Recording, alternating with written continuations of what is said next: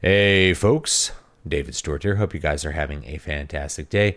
Before I go any further, I want to remind you that I do have a new album out made up of some of the improvisational music from 2025. You can watch and listen to it for free on my music channel down below or buy it off of Bandcamp, and I'd be happy for you to do either one of those. And before I go further, there is a GoFundMe linked down below in the description box for the Newquists, Morgan and Russell Newquist, whose daughter just had some very significant open heart surgery, and that's to help pay for some auxiliary expenses for that. They've worked very hard in the independent publishing realm. They ran Silver Empire Publishing and have helped out a lot of authors.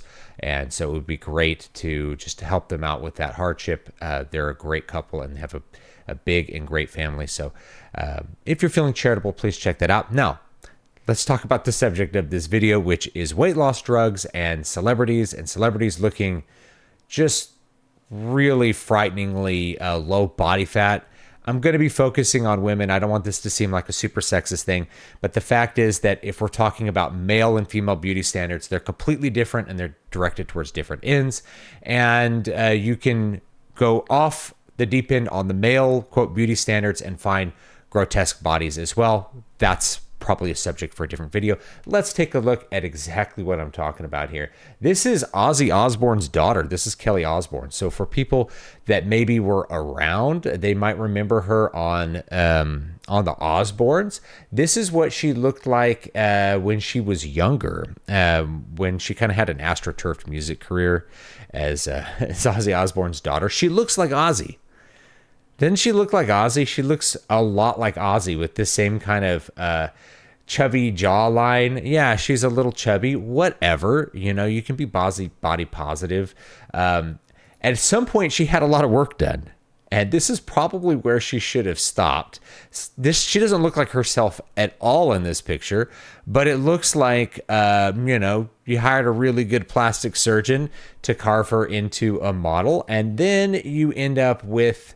honestly, she looks like the Re-Dead. She looks like the mummies from Wind Waker to me. That was my first impression. Was like she looks like a video game character. Just no fat on the cheeks, maybe buccal fat removal that we've talked about before, and other people are liking to discuss.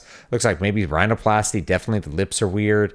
Everything about her seems weird. The connection of her skin to her ears is very strange, along with these cheekbones. She just looks like hell. She looks gross. And when we say gross, it's not like just a body shaming kind of thing. She looks unwell. She looks like she's about to keel over and die. Also relevant here is Demi Moore, who showed up looking really, really thin, like emaciated, frighteningly thin. Now, what gets the blame for this appearance is going to be the GLP-1s because they're the newest class of weight loss drugs. We've seen this before, though. This is actually not that new. We had this in the 90s, like the heroin chic thing. And they called it heroin chic because these women looked like they were on drugs. They were on methamphetamine or some kind of stimulant. And in fact, if we go far enough back, amphetamines were routinely prescribed as weight loss drugs. Now they're routinely prescribed as ADHD medication. Both amphetamine and methamphetamine you can get with a prescription. For those of you who don't know, I'm being 100% serious. A lot of people are surprised that you can just get methamphetamine from a pharmacist, but you can. And many people, in fact, do.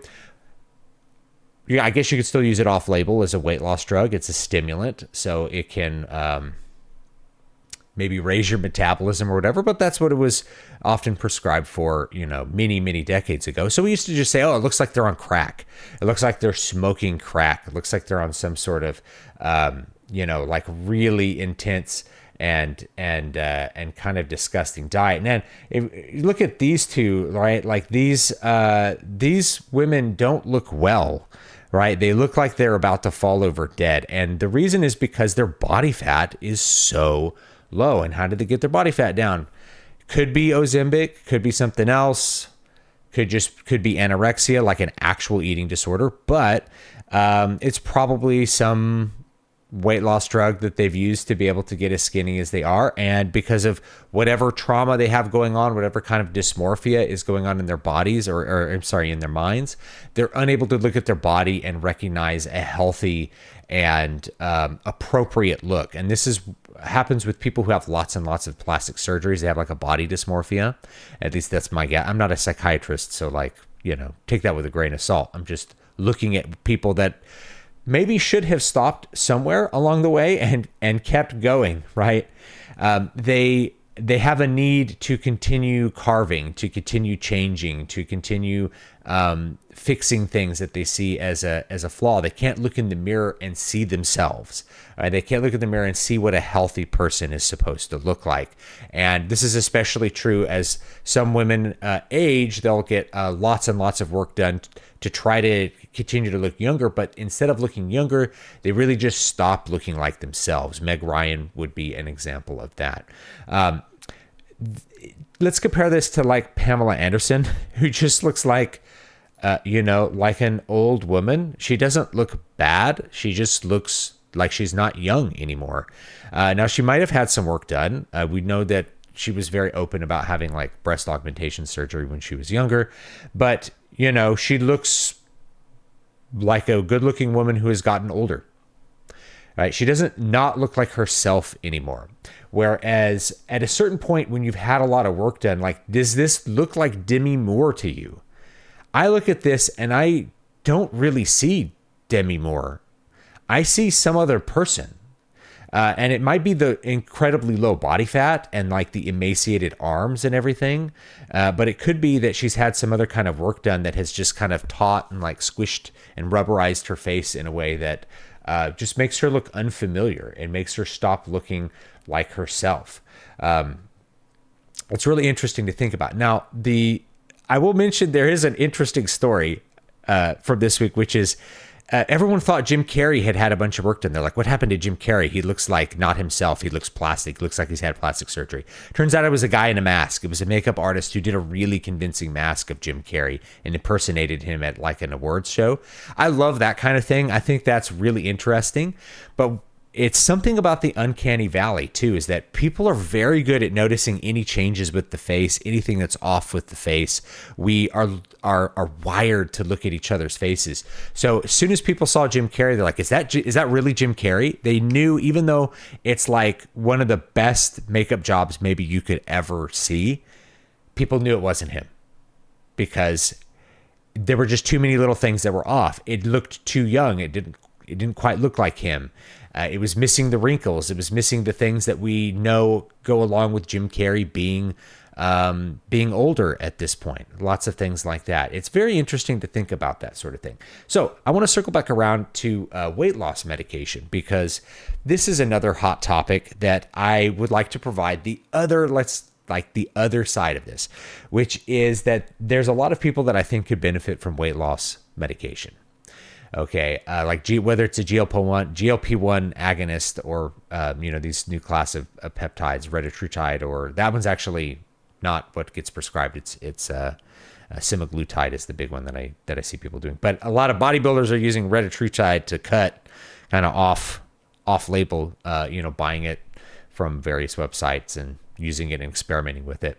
And it seems to be really effective because it's just a huge appetite suppressant. So it makes it really easy to be in a calorie deficit. It makes it really easy to eat less food.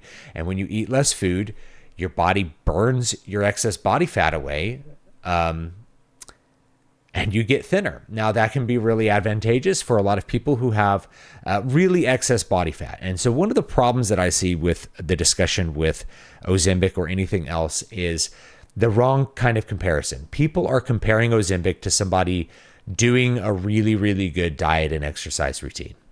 They're like, well, why don't you just get a good diet, eat 1,800 calories a day, do 30 minutes of cardio, lift weights. Basically, why don't you just act like a fitness model and then eventually you'll look like one? That's true. But if people could do that, then they just would do that. There's more to it that goes into that. Like, people have really hard time controlling their appetite. Asking someone to have infinite self-control in a land and in a time where you have infinite cheap food is really hard. So giving people help for that, I think it'd be beneficial. I think the actual comparison people should make is not, why don't you just diet and exercise better, but comparing it to, say, bariatric surgery, weight loss surgery. And I think if you make kind of a comparison between those two, which one is a doctor going to feel a little more comfortable with? Well, we can give you the drug, and if you have a bad reaction to the drug, we can always stop it if there's too many side effects or something. And if it works well, we can even titrate it up. We can even do a higher dosage to make it even more effective. So it'd be better to do the drug route than to cut somebody open, have all the risks of surgery, have all the bad things that go along with bariatric surgery, including lower nutrient absorption. There's a whole list of things and complications that can happen with weight loss surgery. So this is a less invasive, more reversible, lower risk option, I think, for most people. And so I'm trying to look at it from that perspective. I'm not giving medical advice or anything like that, but if you are obese especially, and the other thing too is that we look at a celebrity and we're like, this person shouldn't be using weight loss drugs, whether it's methamphetamine or something else. Yeah, obviously. But, that's not the person who needs to really be thinking about it. The person who's 100 pounds overweight shouldn't feel bad about getting medical assistance to reduce their risk of health problems from being overweight.